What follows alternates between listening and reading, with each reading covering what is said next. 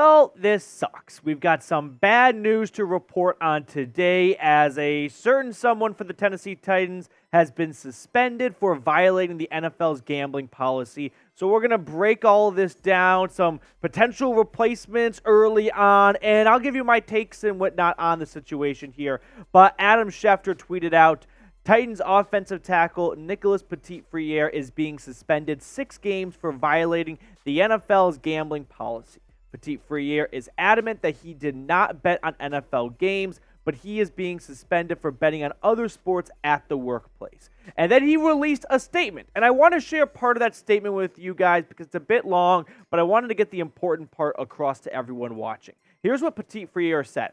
The betting I engaged in was not NFL related and was legal under Tennessee law. It is only being sanctioned because it occurred at the Titans facility. I want to apologize to my family, coaches, teammates, and Titans fans. I have always strived in every stage of my life to follow the rules. I did not knowingly break the rules. Even after attending a league presentation, I was unaware about the specifics around placing bets from a team facility. Honestly, I can kind of sympathize with Nicholas Petit-Frere here. Sure, it's a bonehead mistake, and it's a very costly one for this team because it was so avoidable. Just drive off the team parking lot, drive across the street, and do it from a cookout or something. But instead, it happened at the team facility. It's not some huge scandalous betting spree because it wasn't on NFL games. And I fully believe Nicholas Petit-Frere. Otherwise, you have to be a big idiot to do that after Calvin Ridley last year.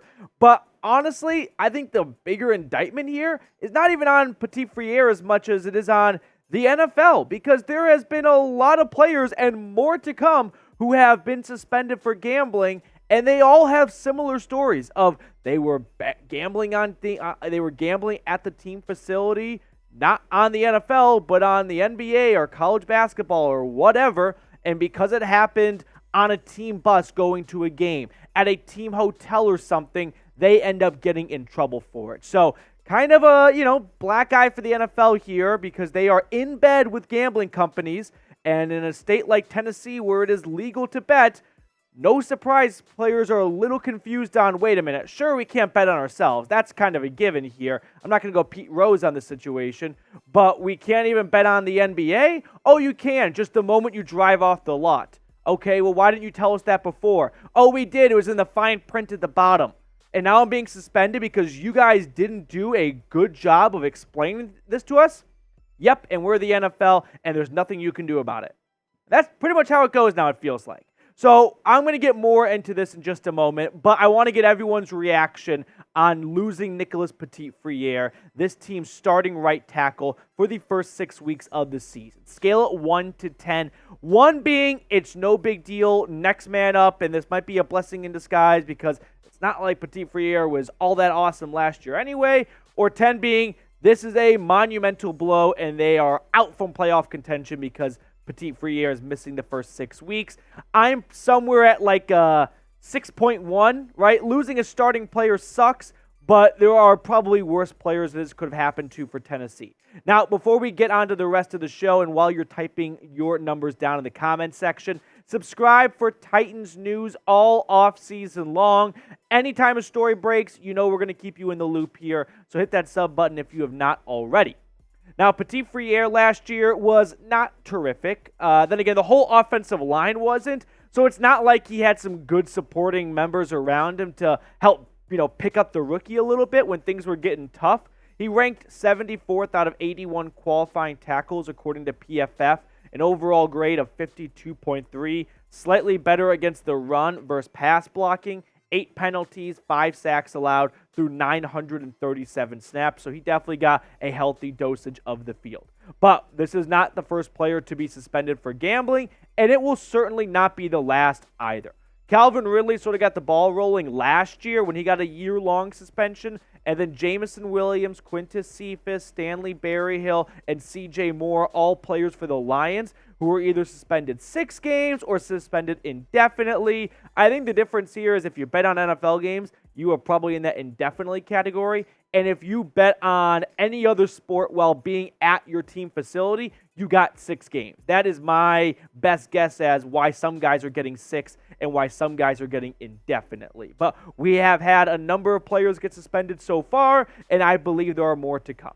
Now, the NFL and its teams have recently put out their 6 key rules because evidently they did not do a good job of explaining this initially. And here are their 6 key rules. Don't bet on the NFL. Yep, cut and dry. I like it. Number 2, don't gamble at team facility or at a team hotel. This is where players are getting tripped up, and this was probably not communicated well enough beforehand, and now the NFL looks like they have a huge gambling problem on their hands because the last thing they want to do is get in trouble with the law, because they have players in the league gambling, and that's going to look like corruption and collusion and all that. So they are putting the hammer down on players despite them not doing a good job of explaining the rules. Rule number 3, don't have someone bet for you. That kind of makes a lot of sense. Rule number 4, don't share team inside information. I can get behind that. Rule number 5, don't enter a sportsbook during the NFL season. And rule number 6, don't play daily fantasy football. So they are doing a better job now of making it a lot more digestible and understanding what the rules are. But what's more likely? All of those players we just looked at didn't understand the rules, didn't listen to their team explanations, just misunderstood the rules. All different teams, right? We have the Colts, the Titans, the Commanders, and the Lions. So it's not one coaching staff doing a bad job of explaining this to its team, or the rules were not explained well by the league, and players were told, just don't bet on the NFL. Okay, so I'll bet on the NBA while I'm in my car leaving for practice. Well, no, the team parking lot counts as the team facility, and now you're suspended 6 games. Honestly, I understand why the NFL is making this, a hard line in the sand, and they are not going to mess around with gambling, because then people are going to look at them going, the league really is scripted. But at the same time, this is kind of the NFL's fault. Like, you have players running out of tunnels onto fields, and what's around them? BetMGM, FanDuel, all these gambling sites, all these gambling companies are in bed with the National Football League, and players that live in states where it is legal to gamble are on a team bus going, okay, let me put some money down on the Rockets to cover tonight. And then they get 6-game suspension because the NFL did not clearly explain initially where it counts or when you're on team facilities and when you're not on team facilities. And as a result, a lot of key players for some teams, Jameson Williams, Nicholas Petit-Frere, starters, are being suspended for the first quarter or third of the season. Before we get on to the rest of the show with some early replacement options, the 4th of July is right around the corner, and do not be the only guy at your 4th of July barbecue or hangout at the pool, the lake, wherever, wearing your old Navy 4th of July USA themed shirt. Like, get a brand new Titans 4th of July themed shirt by going to chatsports.com/TitansUSA. I've already got that link in the comments and the description. Click on it. It'll get here before the 4th of July, and you can rep your favorite squad while wearing some red, white, and blue. When we look at Tennessee's offensive line depth chart, now let's start looking at some replacement options, because Petit-Frere was your starting right tackle. I don't think they're going to move Andre Dillard over to right tackle. I'm guessing they want to keep their newly signed free agent from Philly over on the left side of the offensive line. So the first replacement option would be an in-house player, right? Before we even start looking at free agency or trades or anything like that, how about Jaelyn Duncan, right? This team's 6th-round draft pick out of Maryland. He was sort of mocked or projected to be a boomer bust type player. Really high ceiling, but really low floor as well. 3 years at Maryland, he was a 2-year starter for the Terps, and PFF graded pretty nicely in 2021, 71.8. But took a big step back this past season for the Maryland Terps with a 61.6 overall grade. So that's replacement option number 1, and I think probably the most likely option.